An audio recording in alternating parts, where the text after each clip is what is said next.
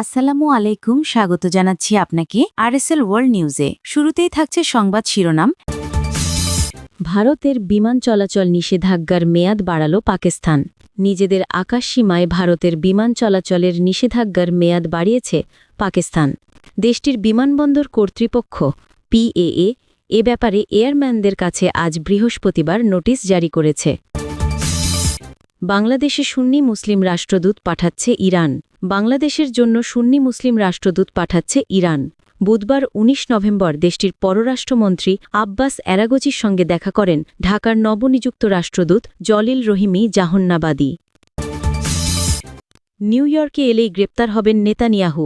ইসরায়েলের প্রধানমন্ত্রী Benjamin Netanyahu new York সফরে এলে তাকে গ্রেপ্তার করা হবে বলে ঘোষণা দিয়েছেন শহরটির নবনির্বাচিত মেয়র জোহরান মামদানি। গাজায় হামলার দায়ে আন্তর্জাতিক অপরাধ আদালত আইসিসি দীর্ঘদিন আগে নেতানিয়াহুর বিরুদ্ধে গ্রেপ্তারি পরোয়ানা জারি করেছে। সেই সিদ্ধান্তের ভিত্তিতেই তিনি এ অবস্থান নিয়েছেন। এতক্ষণ শুনছিলেন শিরোনাম, এবার বিস্তারিত। নিজেদের আকাশসীমায় ভারতের বিমান চলাচলের নিষেধাজ্ঞার মেয়াদ বাড়িয়েছে পাকিস্তান। দেশটির বিমানবন্দর কর্তৃপক্ষ পিএএ এ ব্যাপারে এয়ারম্যানদের কাছে আজ বৃহস্পতিবার নোটিশ জারি করেছে। এতে বলা হয়েছে, পাকিস্তানের আকাশে ভারতীয় বিমান চলাচলের নিষেধাজ্ঞা আগামী ২৪ ডিসেম্বর পর্যন্ত বর্ধিত করা হয়েছে। গত মে মাসে ভারত ও পাকিস্তানের মধ্যে ৪ দিনব্যাপী যুদ্ধ হয়। ওই সময় ভারতীয় বিমানে নিষেধাজ্ঞা দেয় পাকিস্তান, যা কয়েক দফা বাড়ানো হয়েছে। সর্বশেষ নিষেধাজ্ঞাটি ৪ দিন পর শেষ হয়ে যেত। এর আগেই এটির মেয়াদ বৃদ্ধির নোটিশ দেওয়া হয়েছে। পাকিস্তানের পাশাপাশি ভারতও তাদের আকাশসীমায় নিষেধাজ্ঞা জারি করে রেখেছে। সর্বশেষ নোটিশে পাকিস্তান বিমানবন্দর কর্তৃপক্ষ জানিয়েছে, নিষেধাজ্ঞার আওতায় থাকবে ভারতে নিবন্ধনকৃত সব বিমান, ভারতীয় এয়ারলাইন্সের মালিকানাধীন, পরিচালিত এবং লিজ নেওয়া সব বিমান। এছাড়া পাকিস্তানের ওপর দিয়ে ভারতের কোনো সামরিক বিমানও উঠতে পারবে না। নিষেধাজ্ঞাটি গতকাল বুধবার ১৯ নভেম্বর থেকে কার্যকর হয়েছে, যা ২৪ ডিসেম্বর থেকে বলবৎ থাকবে। পাকিস্তানের এই নিষেধাজ্ঞার বড় প্রভাব পড়েছে ভারতীয় বিমানগুলোর উপর। জানা গেছে, দেশটির সবচেয়ে বড় বিমান সংস্থা এয়ার ইন্ডিয়া সরকারের কাছে লবিং করছে যেন তাদের চীনের শিনজিয়ান প্রদেশের উপর উড়ার অনুমতির ব্যবস্থা করা হয়। পাকিস্তানের ওপর দিয়ে যেতে না পারায় ভারতীয় বিমানগুলোকে গন্তব্যে যেতে এবং আসতে অনেকটা পথ ঘুরতে হচ্ছে। যদি শিনজিয়াংয়ের ওপর দিয়ে বিমান উঠতে পারে, তাহলে উড়ার সময় কমে আসবে। পাকিস্তানের নিষেধাজ্ঞার কারণে এয়ার ইন্ডিয়ার জ্বালানি খরচ ২৯% বেড়েছে, আর কিছু কিছু গন্তব্যের সময় বেড়েছে ৩ ঘণ্টার বেশি। এছাড়া ইন্ডিগোর মতো সংস্থাও অর্থনৈতিকভাবে ক্ষতিগ্রস্ত হচ্ছে। আকাশসীমা বন্ধের কারণে পাকিস্তানের সরকারও অর্থ আয় থেকে বঞ্চিত হচ্ছে।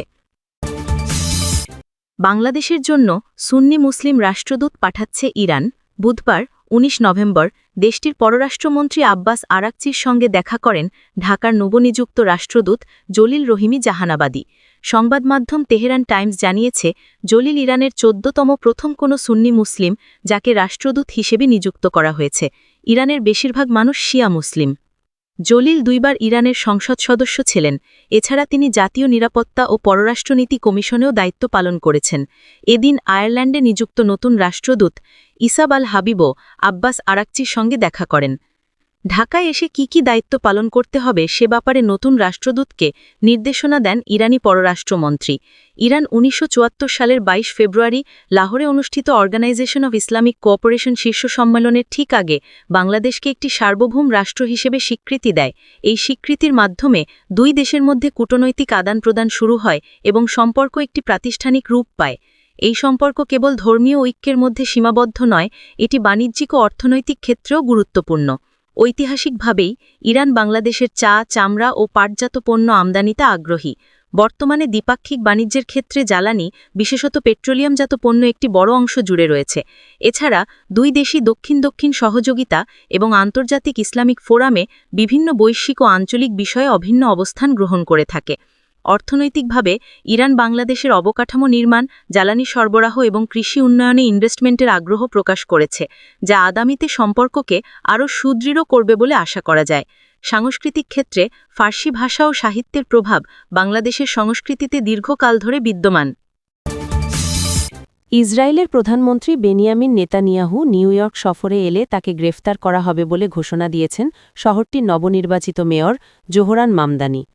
গাজায় হামলার দায়ে আন্তর্জাতিক অপরাধ আদালত আইসিসি দীর্ঘদিন আগে নেতানিয়াহুর বিরুদ্ধে গ্রেফতারি পরোয়ানা জারি করেছে। সেই সিদ্ধান্তের ভিত্তিতেই তিনি এ অবস্থান নিয়েছেন। মামদানি এমন সময় এই মন্তব্য করেন যখন নিউ ইয়র্কের বিদায়ী মেয়র এরিক অ্যাডামস ইসরায়েল সফরে গিয়ে নেতানিয়াহুর সঙ্গে দেখা করেন এবং তাকে মামদানির শপথ অনুষ্ঠানে যোগ দেওয়ার আমন্ত্রণ জানান।